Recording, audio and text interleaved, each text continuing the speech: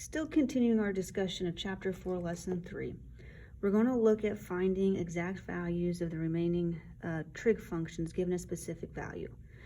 Now, when we start putting this on the coordinate plane, one thing to take note of is that sometimes our answers are positive and sometimes our answers are negative.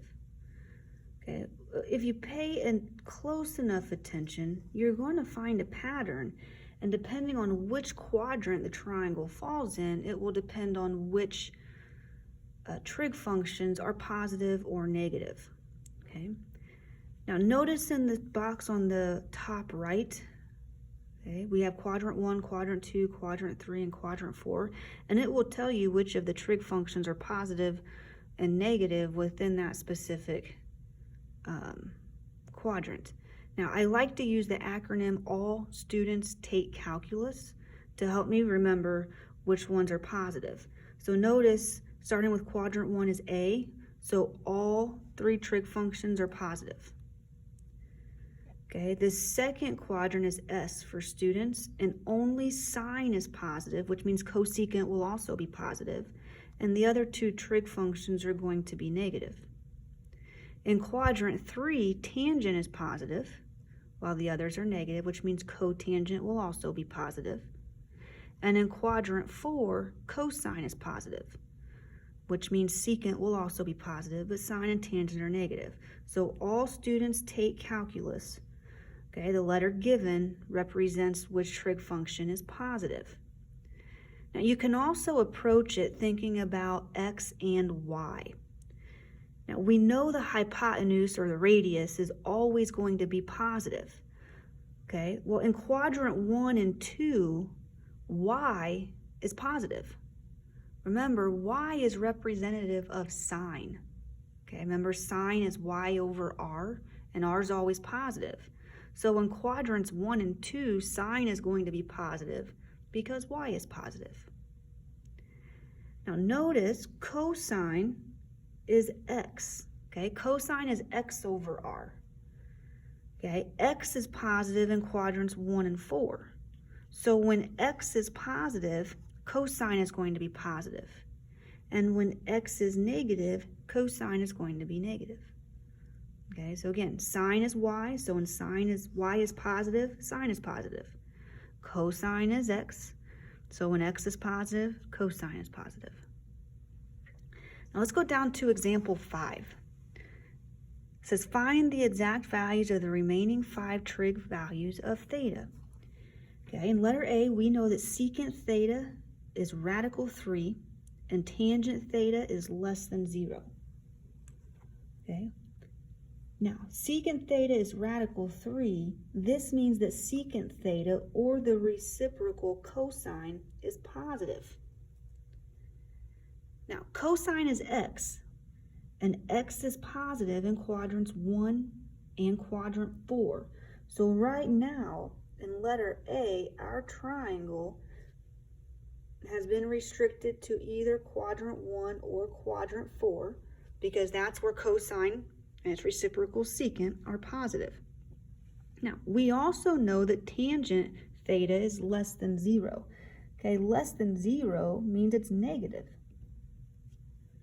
Well, tangent is negative in quadrant 2 and quadrant 4.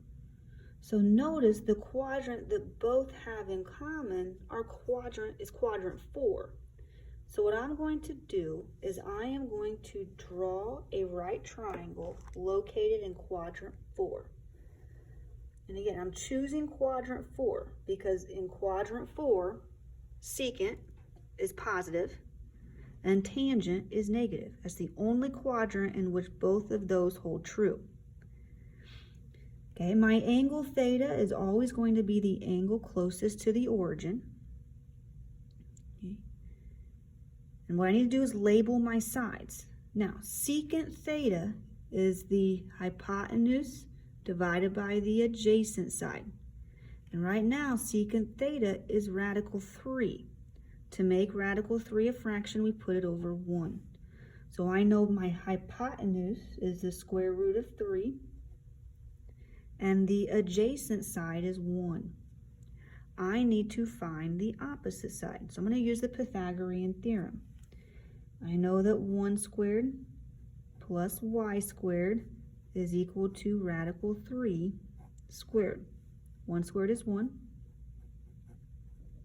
Radical 3 times radical 3 is 3.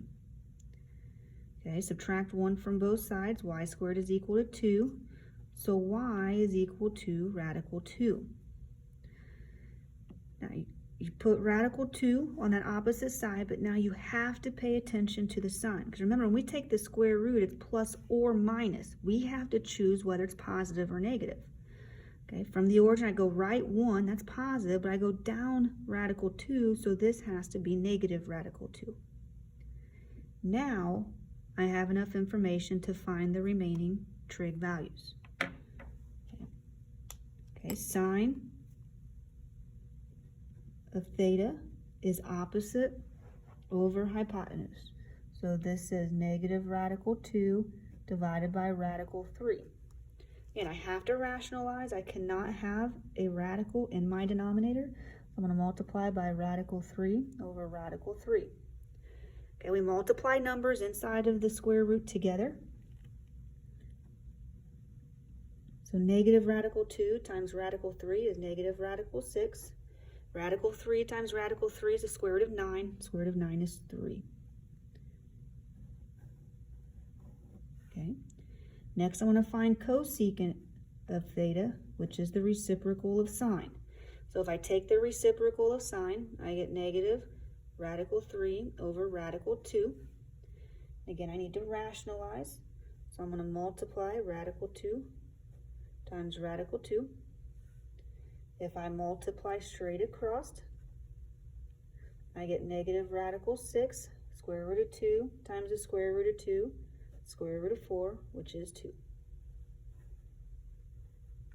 Okay. Okay.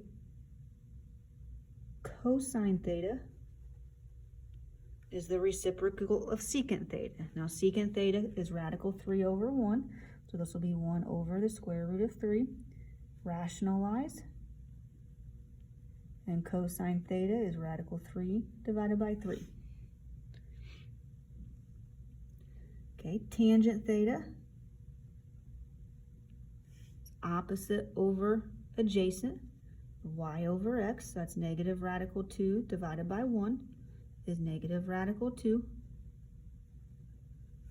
And cotangent theta, okay, cotangent theta is the reciprocal of tangent theta. So we have adjacent over opposite. Go ahead and rationalize. And this is square root of 2 divided by negative 2. Very good. Okay, I would like for you to try letter B. Pause the video, attempt the problem. When you are finished, hit play so you can check your answer. Okay, in letter B, first thing I want to do is draw my triangle on the coordinate plane. Okay. Now I know sine theta is 5/7. Okay, 5/7 is positive. Okay, sine is positive in quadrant 1 and 2. Okay. Cotangent is the reciprocal of tangent. Okay, tangent is also positive here because cotangent is positive. Tangent is positive in quadrants 1 and 3. Which quadrant do both of these have in common? Well, they're both positive in quadrant 1. So this triangle is going to be located in quadrant 1. Okay. My angle theta is always next to the origin. Sine is opposite over hypotenuse, or y over r. So we have 5 and 7. Okay, we need to use the Pythagorean theorem to find the adjacent side. So we have x squared plus 5 squared is equal to 7 squared. 5 squared is 25. 7 squared is 49. if you subtract 25, x squared is equal to 24. Okay, now when I take the square root, I can rationalize. The largest perfect square that divides into 24 is 4. Take the square root, and x is equal to 2 radical 6. Okay, because it's in quadrant 1, from the origin I move right and up, both 2 radical 6 and 5 are positive. Okay, now I can find the remaining trigonometric functions. Okay, sine theta is given, so cosecant theta is the reciprocal of sine, which is 7/5. Okay, cosine theta, x over r, or adjacent over hypotenuse, is 2 radical 6 divided by 7.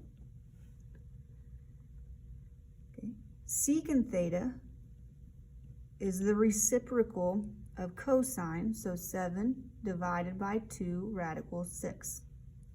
Now I need to multiply by radical 6 over radical 6. Okay, the numerator is 7 radical 6. Okay, in the denominator I have 2, but radical 6 times radical 6 is 6. So this becomes 2 times 6. So secant theta is 7 radical 6 divided by 12. Okay. Tangent theta, opposite over adjacent, or y over x, is 5 divided by 2 radical 6. Again, rationalize by multiplying numerator and denominator by radical 6. And we have 5 radical 6 divided by 12. Cotangent is the reciprocal of tangent, so cotangent theta is adjacent over opposite, that is 2 radical 6 divided by 5.